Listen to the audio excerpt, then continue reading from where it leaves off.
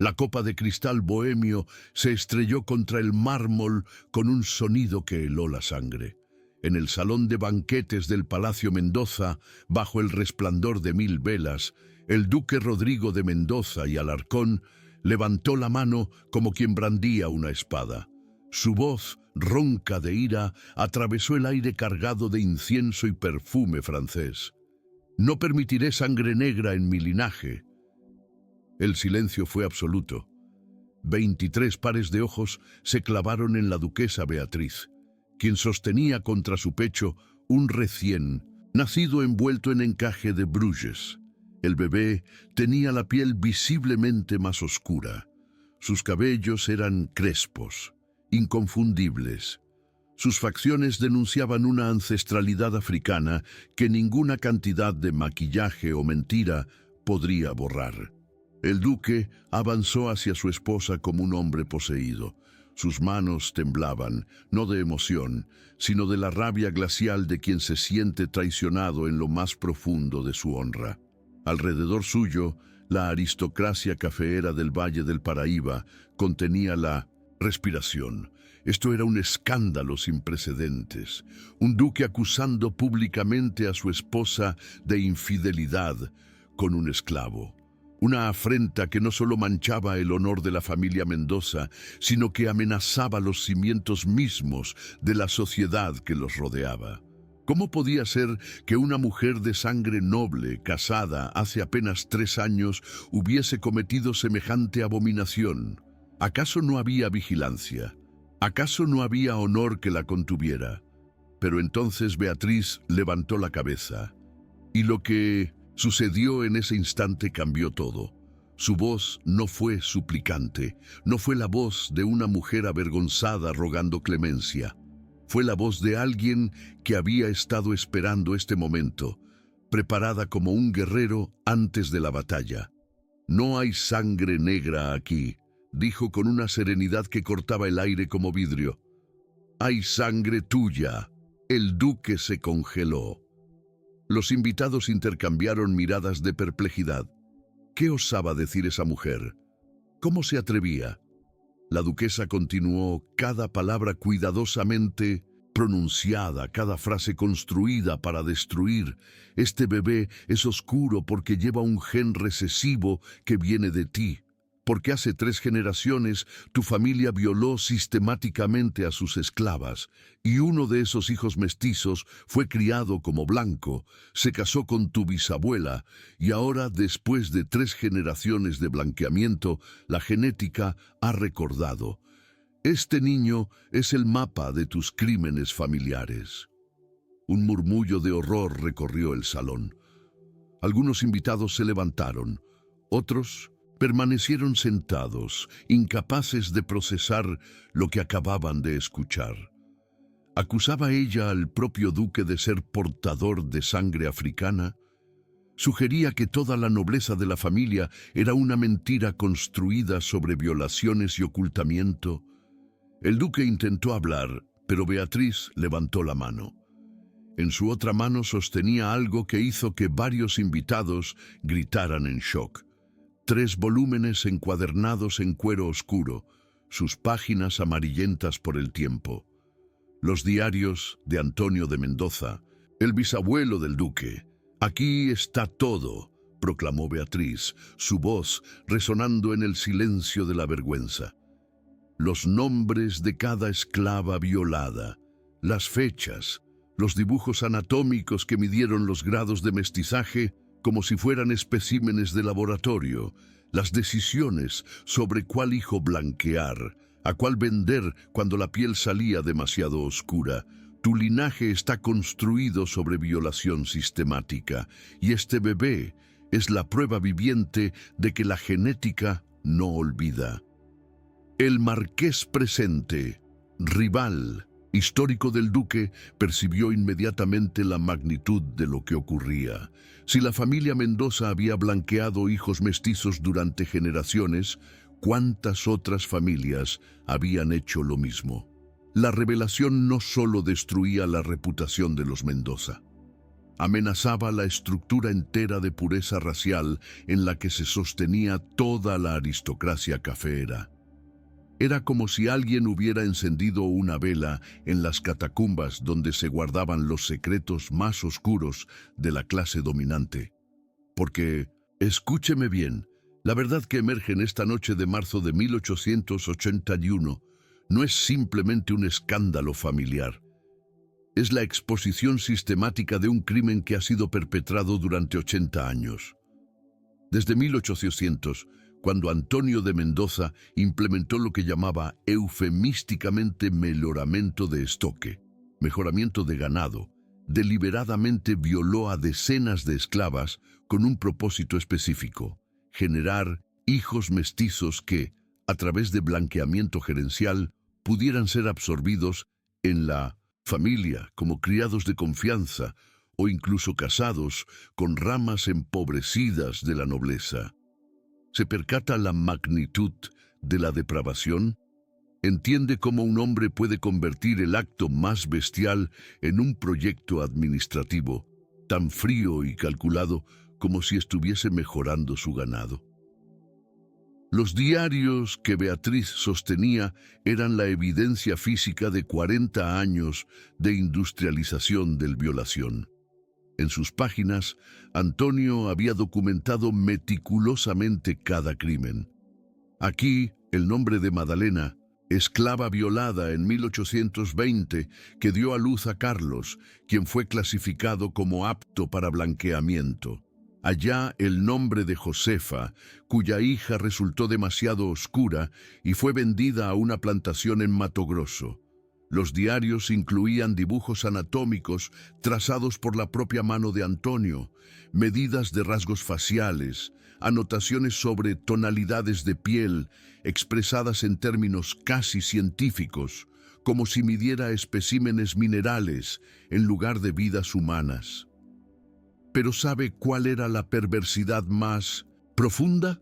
Que Carlos, el hijo mestizo de Antonio y Madalena, había sido documentalmente tan perfecto blanqueado que nadie lo supo. Registrado como hijo de un supuesto pariente distante fallecido, educado en Europa durante 5 años, cuando regresó en 1843, fue simplemente otro noble de la familia. En 1848 se casó con una mujer de linaje antiguo. Su hijo, nacido en 1850, fue bisabuelo del actual duque. 3 generaciones. 3 generaciones de la ilusión de sangre portuguesa pura, cuando en 1900, en realidad, toda la línea masculina portaba el DNA de Madalena, una mujer africana cuyo nombre ninguno de ellos había tenido el honor de recordar. Y es ahí donde reside el drama más profundo de esta noche. Porque la genética, querido oyente, no olvida. Los genes recesivos pueden permanecer dormidos durante generaciones, silenciosos, escondidos bajo la apariencia de blanquitud. Pero esperan la combinación correcta, y cuando el duque Rodrigo, portador desconocido de esos genes africanos, a través de su bisabuelo Carlos, se casó con Beatriz en 1878 y tuvieron al niño en 1881. La combinación genética específica despertó lo que 3 generaciones habían intentado apagar. Los rasgos inconfundibles que proclamaban, sin palabras, una verdad que la sociedad había intentado borrar. El bebé era la voz viva de los silenciados. Quizás en este momento, mientras escucha esta crónica de traición y verdad emergiendo de las sombras, se pregunta de dónde viene esta historia tan profunda. Quizás también usted carga verdades familiares que la sociedad le enseñó a ocultar. ¿De dónde está usted escuchando estas palabras? ¿Desde qué rincón del mundo llegan estas voces del pasado a sus oídos? Comparta su ubicación en los comentarios. Porque historias como esta pertenecen a todos aquellos que entienden que la verdad, aunque tarde, siempre encuentra su camino, y cuando la encuentra, nada permanece igual. Pero antes de que podamos entender cómo Beatriz llegó a poseer esos diarios, antes de que comprendamos la magnitud de su investigación obsesiva, debemos retroceder. Debemos entender quién era esta mujer extraordinaria que se atrevió a confrontar no solo a su marido, sino a toda una estructura de poder construida sobre mentiras. Beatriz de los Santos Ribeiro no provenía de una familia tan antigua como los Mendoza, pero su padre había acumulado una fortuna considerable en el comercio de café. Era instruida, algo raro para una mujer de su época, educada en Río de Janeiro por una institutriz francesa que le enseñó no solo idiomas, sino pensamiento crítico. Cuando conoció al duque Rodrigo en 1877, en un baile de la corte imperial, él vio en ella belleza y fertilidad. Ella vio en él, con dolorosa claridad, un hombre atrapado en las mentiras de su linaje. Durante los primeros meses de matrimonio, Beatriz notó algo inquietante. El duque tenía ataques de ira inexplicables. A veces, mirando al espejo, se tocaba la piel con expresión de disgusto. En una ocasión, cuando ella mencionó casualmente que su hermano tenía un amigo de tez más oscura que visitaría la hacienda, el duque montó en cólera, prohibiendo que tal hombre pisara su propiedad. ¿De dónde venía esta obsesión, este miedo visceral? Beatriz comenzó a hacer preguntas sutiles, preguntas que un marido típico habría ignorado, pero el duque, en sus momentos de debilidad alcohólica, comenzó a revelar fragmentos. Historias sobre su abuelo que había sido extrañamente oscuro y había muerto joven. Rumores, susurrados en la familia sobre impurezas que debían evitarse a toda costa. Cuando Beatriz quedó embarazada, la ansiedad del duque se transformó en obsesión patológica. Él exigía que ella tomara sols en la terraza, que comiera ciertos alimentos que, según creía, asegurarían que el bebé nacería con piel clara. Le prohibía cualquier contacto con los esclavos, como si la oscuridad de su piel fuera contagiosa. Cuando finalmente nació el niño, con esos rasgos que denunciaban la verdad genética, el duque experimentó lo que solo puede describirse como un colapso mental, porque en ese instante la ilusión que lo había sostenido durante toda su vida se hizo añicos. Él no era quien creía ser. Su linaje no era lo que le habían enseñado. Fue durante aquellos días de confinamiento posparto, cuando el duque la evitaba, que Beatriz tomó una decisión que cambiaría todo. Accedería al escritorio privado de su marido, el que él mantenía bajo llave, donde guardaba documentos de la hacienda. No sabía exactamente qué buscaba, quizás respuestas, quizás confirmación de sus sospechas. Lo que encontró fue más allá de cualquier expectativa. En el cajón más profundo, bajo mapas de propiedades y registros de esclavos, había una caja de madera con una cerradura de plata. Dentro, 3 volúmenes encuadernados en cuero, sus páginas densas de escritura en portugués arcaico, entremezclado con latín. Los diarios de Antonio de Mendoza. A medida que Beatriz leía, noche tras noche, iluminada por velas robadas, para que nadie notara su luz, la verdad completa se desplegaba ante sus ojos como un mapa de infierno. Antonio no era simplemente un terrateniente cruel, era un arquitecto de crimen sistemático.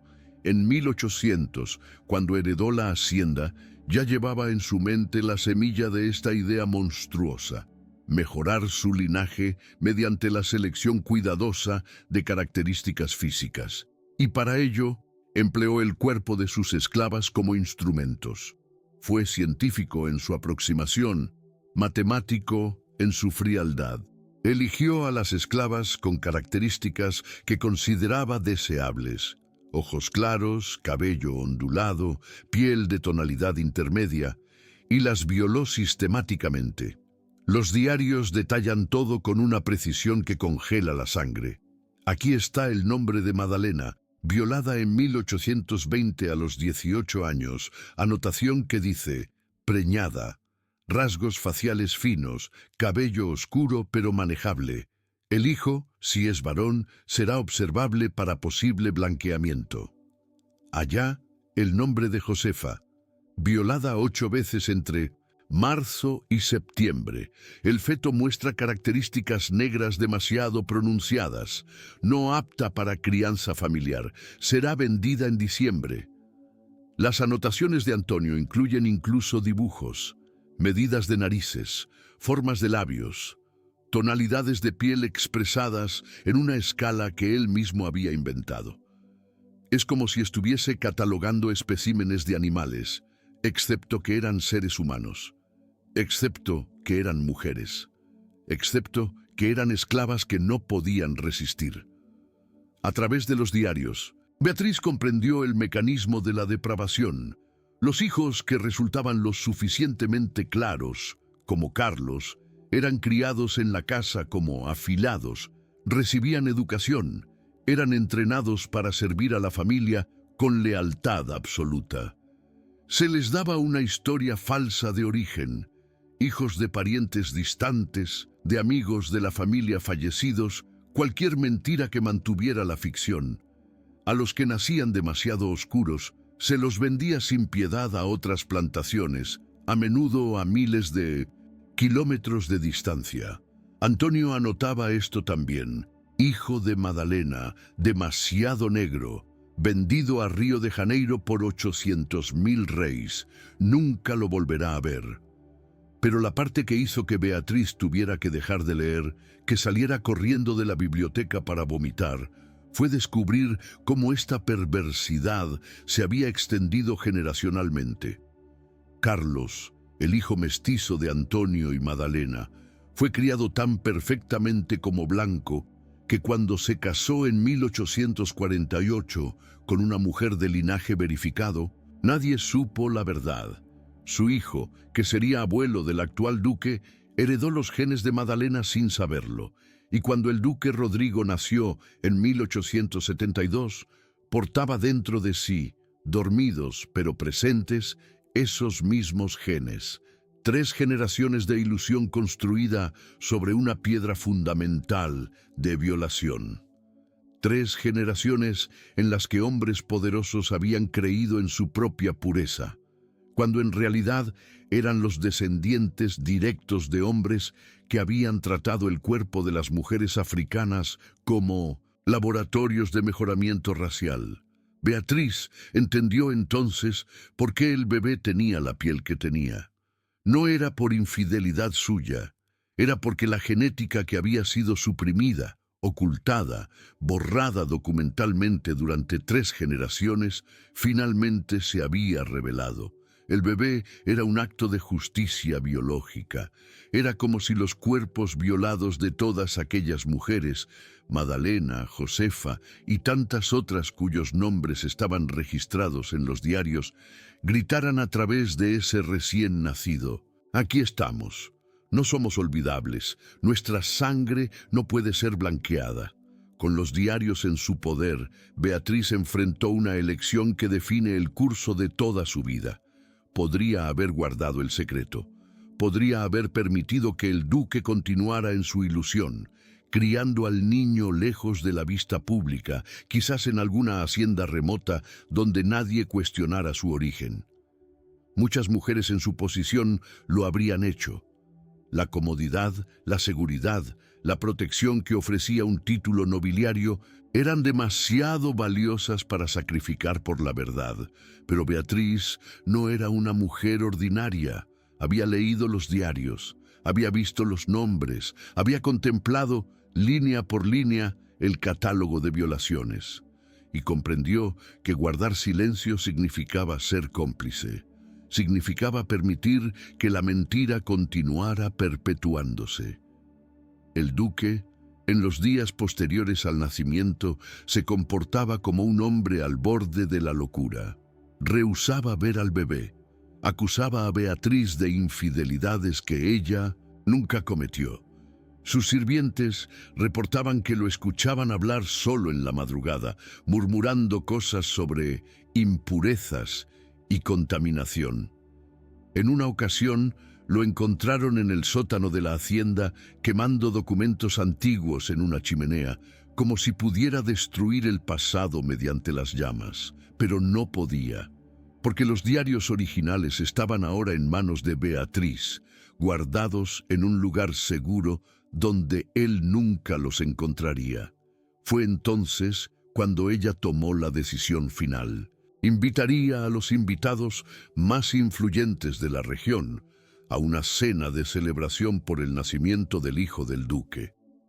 Entre los 23 invitados estarían no solo amigos de la familia, sino también enemigos calculados. El marqués rival, ciertos obispos que tenían poder político, periodistas que escribían para los periódicos de Río de Janeiro. Beatriz sabía exactamente qué estaba haciendo.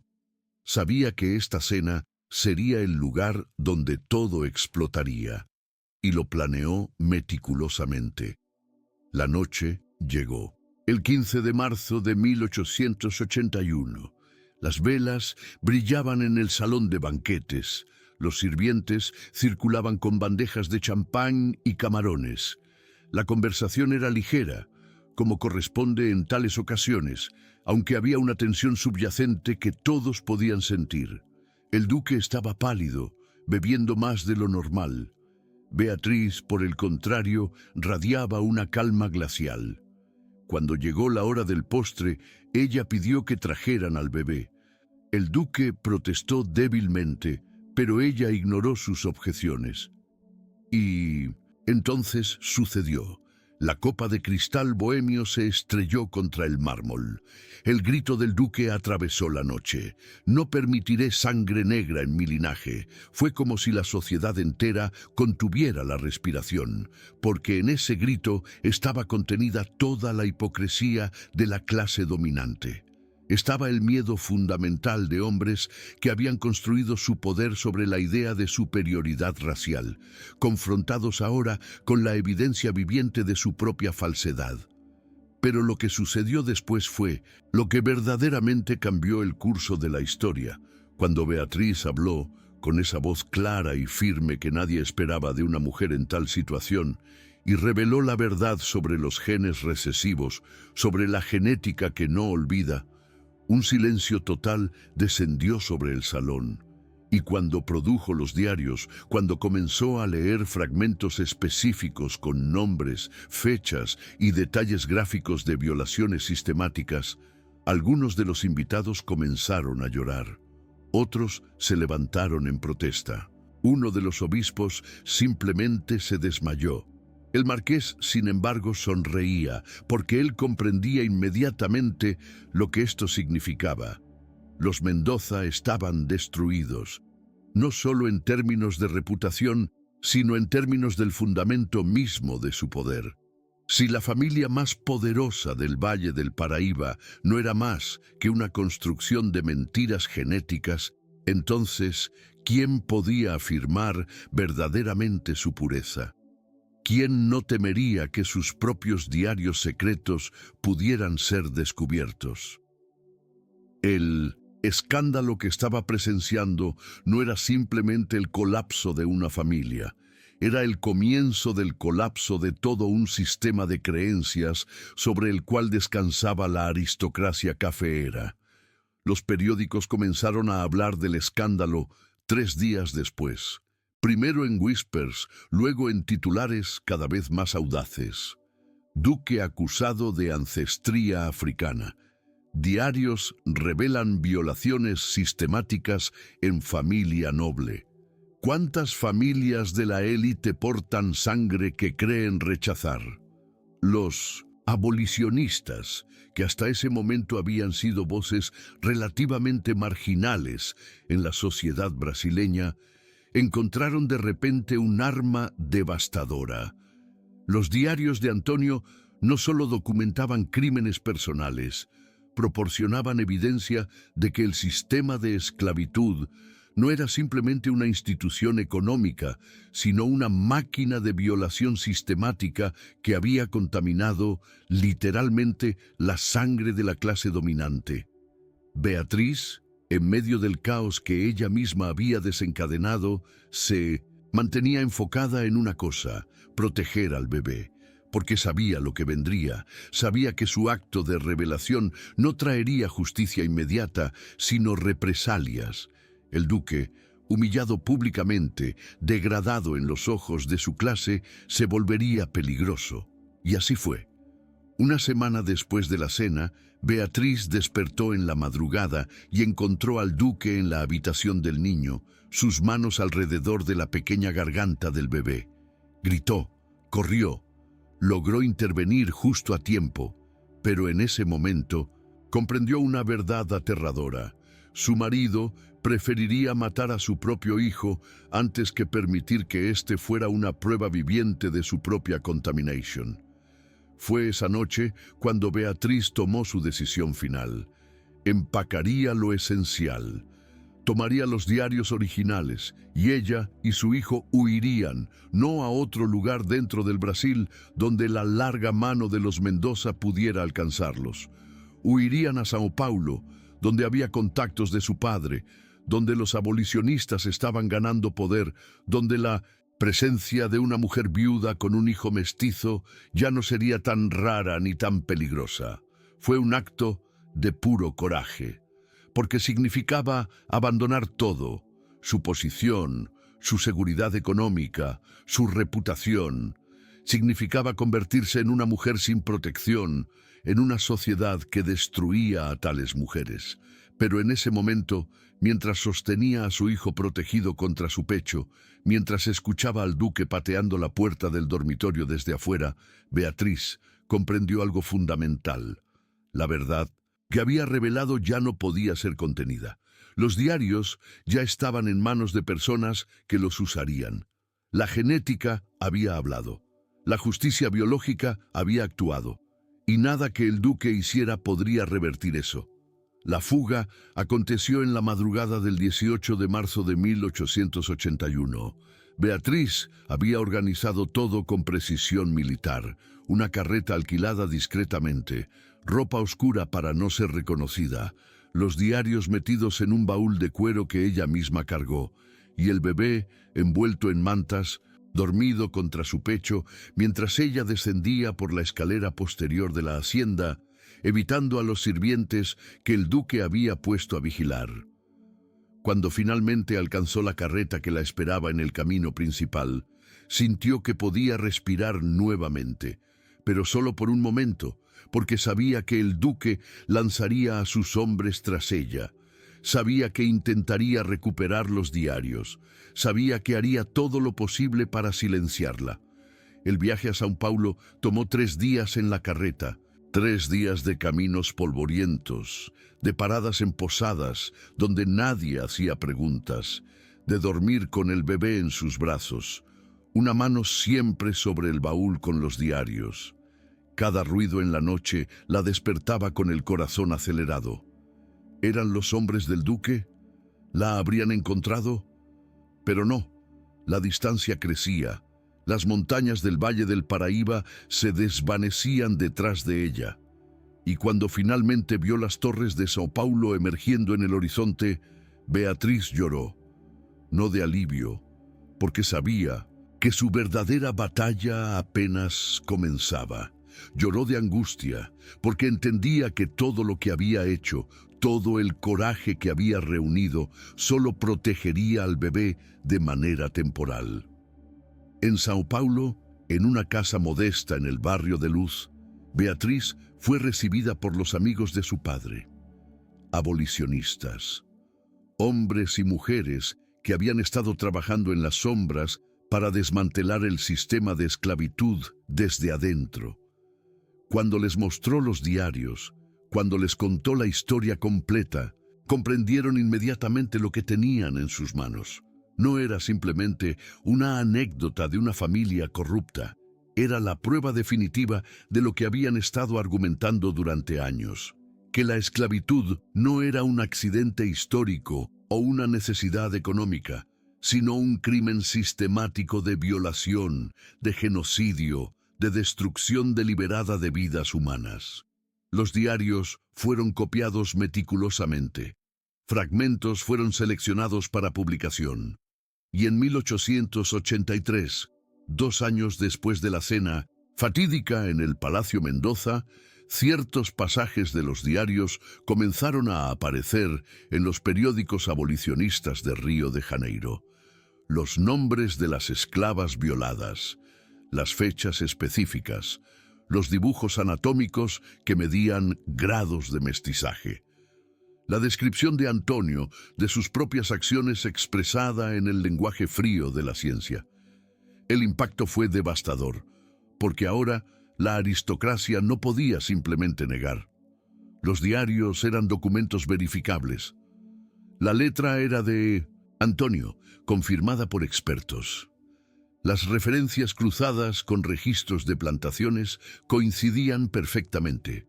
El duque, mientras tanto, había caído en una espiral de degradación mental.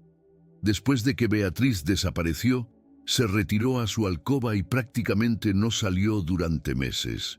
Los sirvientes reportaban que lo escuchaban hablar solo, argumentando consigo mismo, como si tuviera conversaciones con sus antepasados. Bebía constantemente, rechazaba toda comida, su cuerpo se deterioraba. Y entonces, en octubre de 1884, 3 años y medio después de aquella noche fatídica en el banquete, el duque murió.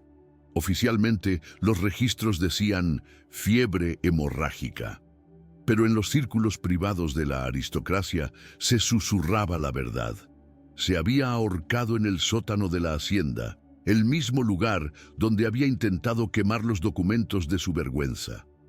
Su muerte, sin embargo, no cerró la historia. Si acaso, la abrió más ampliamente. Porque con la muerte del duque, los diarios ya no eran simplemente acusaciones de una familia. Se convirtieron en testimonio histórico. Los abolicionistas publicaron extractos aún más detallados. Se hicieron copias, se distribuyeron en toda Brasil. Y gradualmente, imperceptiblemente al principio, pero luego con creciente claridad, la narrativa comenzó a cambiar. La esclavitud ya no era defendible. No después de que la prueba irrefutable de su bestialidad sistemática estuviera en el registro público. Beatriz, en Sao Paulo, criaba a su hijo, Mandos, quien había nombrado Antonio irónicamente con el mismo nombre de su bisabuelo violador, en la comunidad de abolicionistas. Le enseñaba la verdad completa sobre su origen, no como vergüenza, sino como responsabilidad. Este niño que llevaba en su piel la evidencia de 3 generaciones de crimen se convirtió, a medida que crecía, en el símbolo vivo de la lucha abolicionista. Los periódicos lo llamaban el niño de la verdad genética. Los activistas lo llevaban a mítines y conferencias. Su existencia misma era un argumento. La pureza racial es una mentira. Nuestra sangre está mezclada. Nuestro pasado es violación, y eso no es causa de vergüenza, es causa de reckoning.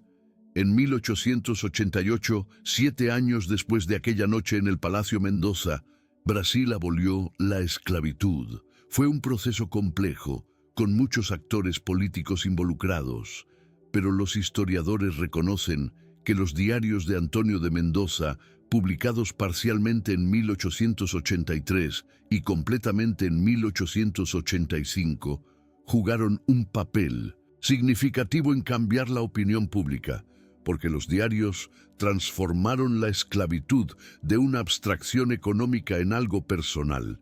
Mostraban los rostros, daban los nombres, documentaban los crímenes, y cuando la élite vio que sus propias depravaciones podrían ser expuestas de la misma manera, la resistencia a la abolición se debilitó considerablemente.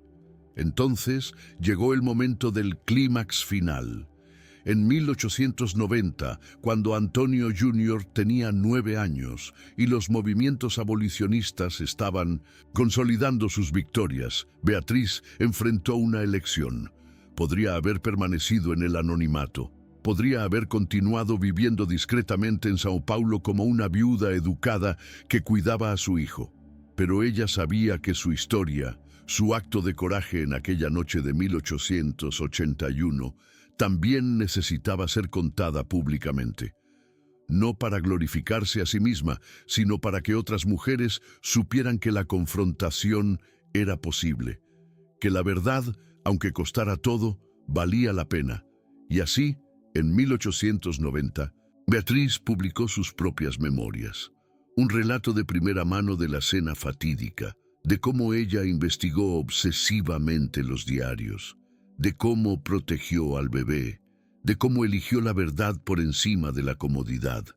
El libro no fue un bestseller. La sociedad aún estaba demasiado herida, demasiado avergonzada, pero fue leído, fue preservado, y generaciones posteriores lo usarían para entender no solo la esclavitud, sino cómo fue que finalmente se derrotó, no solo por argumentos políticos o económicos, sino porque mujeres como Beatriz tuvieron el coraje de revelar los secretos oscuros que el poder siempre intenta mantener ocultos. En este momento, mientras escucha esta crónica que ha llegado a través de los años, desde 1881 hasta hoy, permítame recordarle algo fundamental. Historias como esta no son simplemente entretenimiento, son testimonios de que la verdad importa, de que la genética no olvida, de que los cuerpos violados, los nombres borrados, las vidas suprimidas, encuentran siempre una manera de ser recordados. Antonio Jr., ese bebé cuya piel oscura provocó una noche de revelaciones cataclísmicas, creció para convertirse en un académico respetado, un historiador que documentó el sistema de esclavitud brasileño con una precisión que cambió la historiografía, y todo porque su madre tuvo el coraje de no guardar silencio. Si usted cree en el poder de la verdad, en la valentía de las mujeres que se atreven a confrontar la injusticia, le invitamos cordialmente a que se suscriba a nuestro canal, porque historias como esta, crónicas de coraje, de secretos revelados, de justicia tardía pero inexorable, continúan siendo contadas solo gracias a ustedes, nuestros fieles seguidores. Pero la verdadera magnitud de lo que Beatriz había desencadenado solo se comprendería completamente en los años que siguieron. Porque la revelación de 1881 no fue simplemente el colapso de una familia. Fue el momento en que la estructura entera de la aristocracia cafeera comenzó a entambalearse. Otros diarios aparecieron, otros secretos fueron expuestos. Resulta que la familia Mendoza no era la única que había practicado el blanqueamiento sistemático. La familia del marqués, el rival que sonrió cuando los diarios fueron revelados, tenía sus propias historias de violación y ocultamiento. La familia del obispo que se desmayó en el banquete había hecho cosas aún más depravadas, documentadas en sus propios archivos privados. La red de complicidad era más profunda de lo que nadie había imaginado, porque lo que los diarios de Antonio revelaron no era simplemente la depravidad de un hombre, era la normalización de esa depravidad. Los hombres de la clase dominante hablaban entre sí sobre sus prácticas de blanqueamiento como si fueran negociaciones comerciales ordinarias.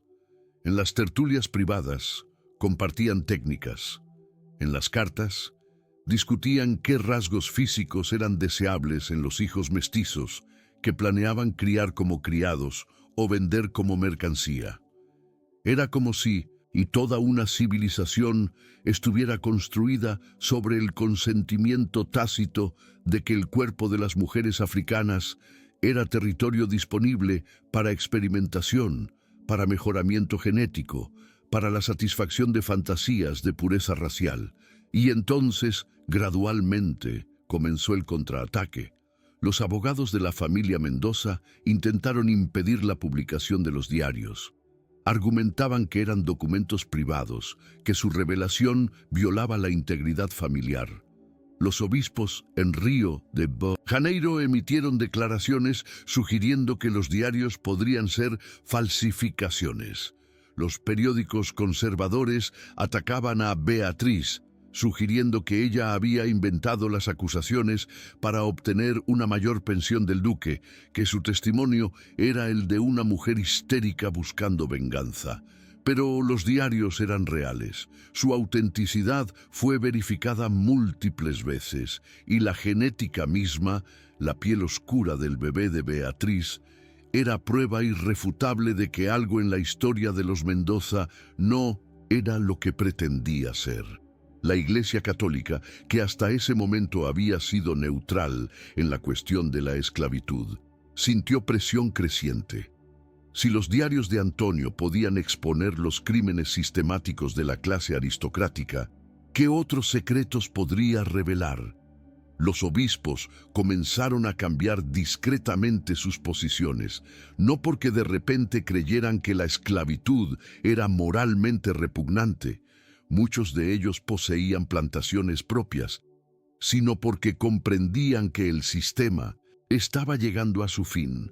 Y cuando la Iglesia cambió, fue como si una presa invisible se rompiera.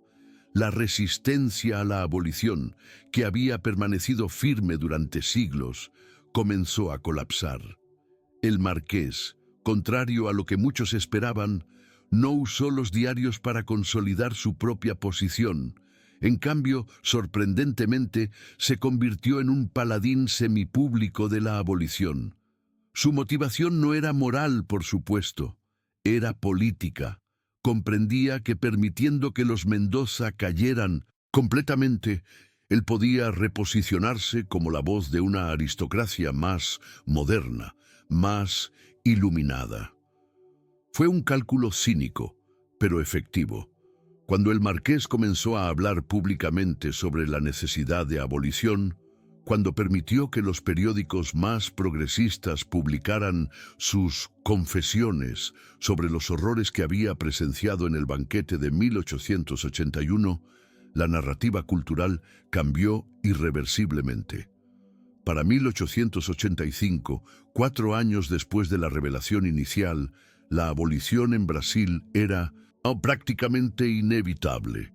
Los políticos que habían resistido durante décadas finalmente cedieron. En mayo de 1888, la Ley Áurea fue firmada, aboliendo la esclavitud en toda Brasil. Fue un momento de celebración para los abolicionistas, pero también de amargura, porque la verdadera justicia nunca llegó. Los Mendoza perdieron su reputación, pero sus tierras permanecieron intactas. El duque murió antes de poder enfrentar cualquier tipo de proceso legal. Los otros miembros de la familia que habían participado en la violación sistemática nunca fueron procesados, y la mayoría de los esclavos liberados en 1888 fueron abandonados a la pobreza, sin tierra, sin reparaciones, sin ningún reconocimiento real de los crímenes cometidos contra ellos. Beatriz comprendió esta amargura profundamente. Sabía que su revelación, aunque había sido valiente, aunque había efectivamente contribuido a la abolición, no había traído verdadera justicia a las mujeres cuyas vidas habían sido documentadas en los diarios de su esposo. Madalena, que fue violada más de 30 veces, según los registros de Antonio, nunca fue compensada. Nunca fue honrada públicamente. Ella fue simplemente una nota al pie en la historia, una estadística en los diarios que cambiaron una nación. Y eso fue algo que atormentó a Beatriz hasta el final de sus días. Es por eso que, en sus memorias de 1890, Beatriz hizo algo extraordinario. Publicó no solo su propia historia, sino las historias de las mujeres cuyos nombres estaban en los diarios de Antonio. Reprodujo los nombres, documentó lo que se sabía de sus vidas, creó un registro de honor para Madalena, para Josefa, para todas las demás cuyos cuerpos habían sido territorio de experimentación. No era reparación legal, no era dinero, ni reconocimiento oficial, Pero era algo, era un acto de memoria, era decir, ustedes existieron, ustedes fueron violadas, ustedes tuvieron hijos que fueron arrancados de ustedes, y aunque la justicia del mundo no las honre, la historia las recordará. El bebé que había provocado todo esto, Antonio Jr., crecía en Sao Paulo bajo la protección de los abolicionistas, consciente desde temprana edad de lo que su existencia significaba. No era un niño como los otros, era un símbolo viviente. Los abolicionistas lo llevaban a eventos públicos, los periodistas querían hablar con él. Las mujeres de la comunidad lo miraban con una mezcla de compasión y orgullo, porque su piel oscura, que el duque había considerado una abominación, se había convertido en la prueba más contundente de que la pureza racial era una mentira, que toda la estructura de superioridad racial de la élite era construida sobre arena. A medida que Antonio Jr. crecía, comenzó a comprender la complejidad de su posición. Sabía que era amado por los abolicionistas. Sabía que su existencia había contribuido al derrocamiento de un sistema malvado. Pero también sabía que nunca sería completamente aceptado por la sociedad en general. Era mestizo en una sociedad que, incluso después de la abolición, continuaba obsesionada con el color de la piel. Era el hijo de un duque, pero no podría heredar nada. Era el símbolo de la resistencia, pero un símbolo viviente tiende a ser incómodo, a ser usado, a ser explotado. Por eso, cuando Antonio Jr. cumplió 18 años en 1899, tomó una decisión que sorprendió a muchos en la comunidad abolicionista. Decidió no quedarse en Sao Paulo como un monumento viviente de la lucha contra la esclavitud. Decidió estudiar, decidió convertirse en historiador, decidió documentar, con la precisión y el rigor que solo un académico podía aportar, la verdad completa del sistema de esclavitud brasileño. No simplemente las historias dramáticas de resistencia y rebelión, sino los números, las estructuras, los mecanismos mediante los cuales un sistema entero de explotación había sido construido y mantenido durante siglos. En las universidades europeas donde estudió, enfrentó rechazo. Había académicos que se negaban a reconocer sus investigaciones simplemente porque era mestizo, porque portaba en su piel la evidencia de todo lo que su trabajo denunciaba. Pero Antonio Jr. perseveró, publicó artículos, escribió libros, documentó, argumentó, y gradualmente, a través de la fuerza de su erudición y la incontestable verdad de sus fuentes, fue reconocido como una de las voces más autorizadas sobre la historia de la esclavitud en América del Sur. Su vida se convirtió en una lección sobre cómo la verdad, aunque nace de trauma y dolor, puede transformarse en conocimiento. Cómo el cuerpo marcado por la injusticia puede, a través de la disciplina intelectual, convertirse en instrumento de justicia histórica. Beatriz, mientras tanto, envejecía en Sao Paulo, satisfecha de haber completado su misión fundamental, proteger a su hijo y revelar la verdad. No buscaba reconocimiento público. De hecho, deseaba permanecer en el anonimato relativo.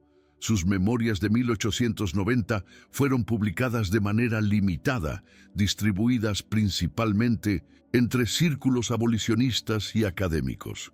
Murió en 1906, a los 54 años, sin ver todos los resultados finales de lo que había puesto en movimiento 25 años antes. Pero su legado estaba asegurado. Sus memorias serían redescubiertas en el siglo XX, serían estudiadas, serían reconocidas como uno de los testimonios más importantes de la lucha contra la esclavitud en Brasil. La Hacienda Mendoza, aquella donde todo había comenzado, fue gradualmente perdiendo relevancia. Los herederos del duque intentaron mantener la ficción de normalidad, pero el escándalo nunca fue completamente olvidado. Los trabajadores rurales de la región conocían la historia. Se susurraba en las tabernas y en los campos. El palacio, que había albergado celebraciones de la élite cafeera, se convirtió, en cierto sentido, en un monumento a la hipocresía. En 1920 fue vendido a un industrial menos importante. Eventualmente fue abandonado. Y en el siglo XXI, cuando se rumorea que podría ser convertido en museo, la historia de aquella noche de 1881 vuelve a ser contada, vuelve a ser recordada. Los diarios originales de Antonio de Mendoza fueron preservados, pasaron de mano en mano a través de instituciones académicas. Copias fueron creadas. Se encuentran ahora en archivos en Río de Janeiro, Sao Paulo e incluso en universidades europeas. Cada página, cada anotación sobre cada violación, cada dibujo anatómico que medía grados de mestizaje, es testimonio de un crimen. Y cada estudiante que lee esos diarios, cada historiador que los analiza, cada persona que conoce su contenido, se convierte en testigo de que la verdad, aunque dolorosa, es irreversible. Una vez que se conoce, no puede ser desconocida. La genética, como Beatriz comprendió intuitivamente, aunque la ciencia aún no tuviera todas las respuestas, no olvida. Los genes que Antonio había intentado mejorar a través de violaciones sistemáticas no fueron borrados simplemente porque su descendencia se casó con mujeres de piel clara. Permanecieron, esperaron, y cuando llegó la combinación genética correcta, saltaron. El bebé de Beatriz fue la prueba física de que ningún acto de negación, ninguna cantidad de documentación falsa, ninguna estructura social elaborada podría cambiar la verdad fundamental inscrita en el código genético. La biología se negó a olvidar lo que la sociedad había intentado apagar. En las décadas posteriores a la abolición, a medida que Brasil se modernizaba, la historia de los Mendoza se convirtió en una anécdota histórica, luego en una lección sobre los peligros de la obsesión racial y finalmente, en el siglo XXI, en un símbolo de algo aún más profundo, la imposibilidad de construir poder verdadero sobre mentiras. Porque el poder que descansa en la mentira es siempre frágil. Un solo acto de revelación, un solo grito de verdad puede hacerlo colapsar. Y los que construyeron ese poder descubrirán demasiado tarde que el fundamento sobre el cual creían estar parados fue siempre ilusorio. Antonio Jr., el bebé cuya piel provocó la revelación, vivió hasta 1947. Vio la Segunda Guerra Mundial. Vio el surgimiento de nuevas ideologías. Vio cómo las lecciones sobre la peligrosidad de la obsesión racial fueron olvidadas nuevamente en otras partes del mundo. Y sin embargo, continuó escribiendo, continuó documentando, continuó insistiendo en que la verdad sobre la esclavitud brasileña fuera preservada. Su vida fue un acto de resistencia continua contra el olvido. Fue como si, a través de él, todos aquellos cuyos cuerpos habían sido violados, cuyos hijos habían sido arrancados, cuyos nombres habían sido borrados, tuvieran finalmente una voz que gritara: aquí estábamos, aquí sufrimos, aquí existimos aún en la memoria. Madalena, cuyo nombre está registrado en los diarios de Antonio como violada 32 veces entre 1820 y 1828, fue eventualmente identificada por historiadores posteriores. Se descubrió que había sobrevivido a la esclavitud. Se casó con un hombre libre de color. Tuvo otros hijos después de Carlos. Murió en 1855, nunca sabiendo que su hijo mestizo, criado como blanco, se casaría con una mujer noble y que sus genes resurgiría 3 generaciones después para romper la ilusión de pureza racial. Pero a través de los diarios, su historia fue preservada. A través de las investigaciones de Antonio Jr., su nombre fue honrado. A través de las memorias de Beatriz, su existencia fue reconocida. La justicia no fue completa, pero fue algo. Fue memoria, fue dignidad retroactiva.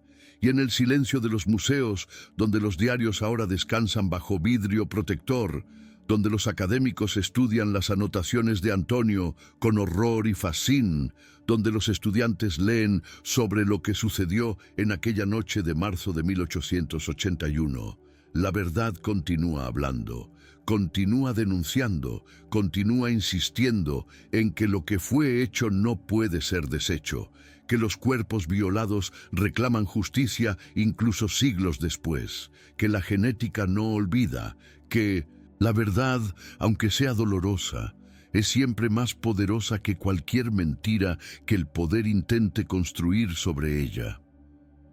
La noche de aquella revelación en el Palacio Mendoza, cuando la copa de cristal se estrelló contra el mármol y el duque gritó su negación desesperada, fue más que un momento de escándalo familiar.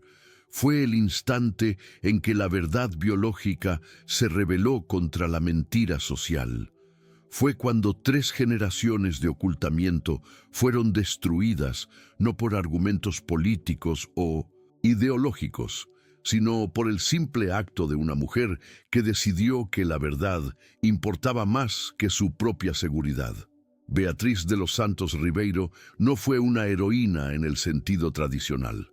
No empuñó una espada, no lideró ejércitos, pero enfrentó algo aún más poderoso. Enfrentó la estructura entera del poder, armada solo con documentos, ¿verdad? Y el coraje de una madre protegiendo a su hijo.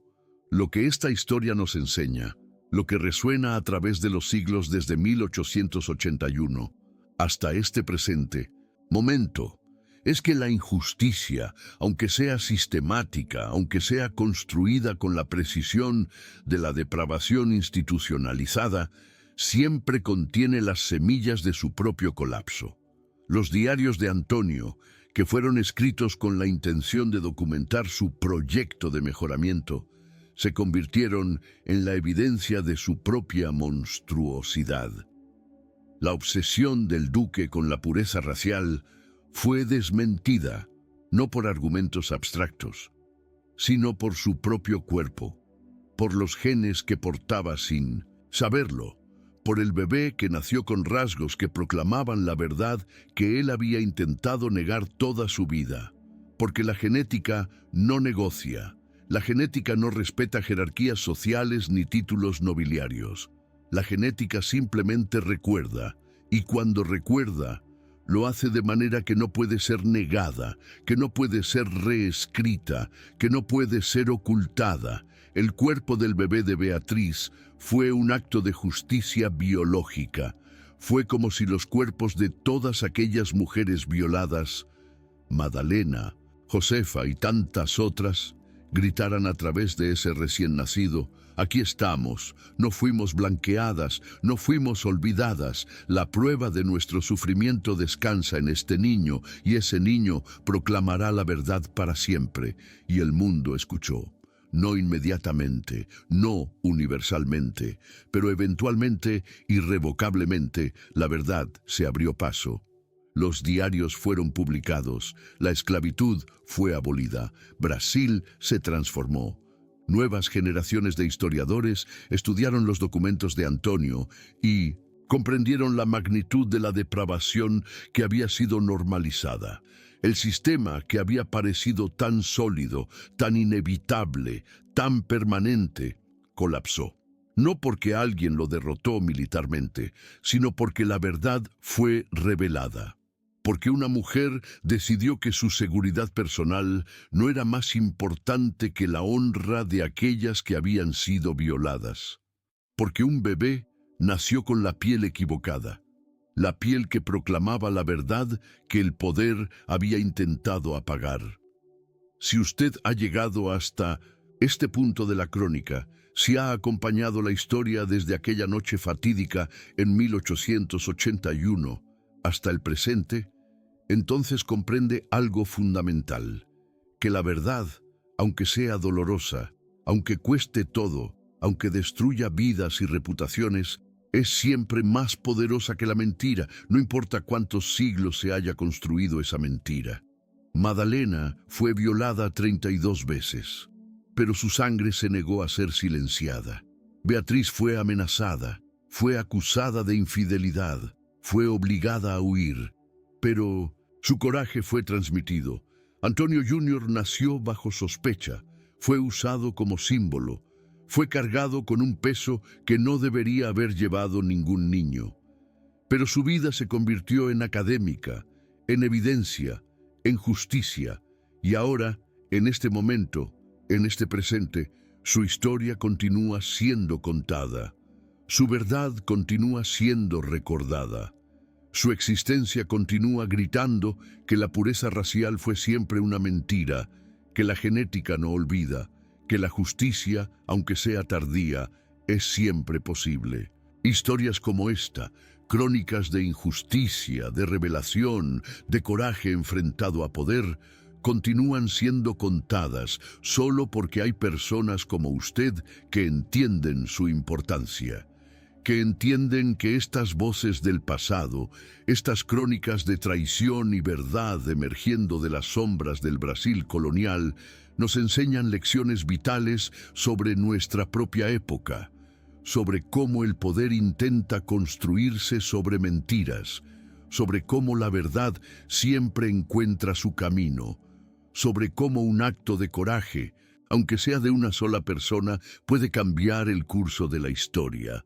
Por eso, le invitamos a que se suscriba a nuestro canal, porque estos secretos del pasado merecen ser recordados, porque estas voces merecen ser escuchadas, y porque, si usted cree que la verdad importa, que la justicia merece ser buscada incluso cuando cuesta todo, entonces su presencia aquí, su apoyo, su enganche con estas historias es lo que nos permite continuar contándolas.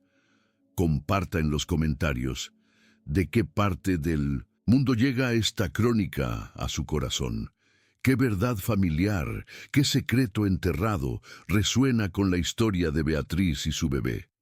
Su testimonio nos inspira a continuar esta misión sagrada de no permitir que la verdad sea olvidada.